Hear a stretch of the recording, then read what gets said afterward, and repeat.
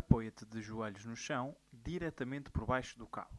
Fixa a bacia no sítio e foca-te apenas em enrolar a coluna com o objetivo de levar as tuas costelas à tua bacia. Expira fortemente em cada contração.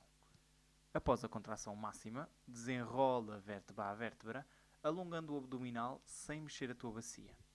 Utiliza as mãos apenas para segurar a carga e não para puxar.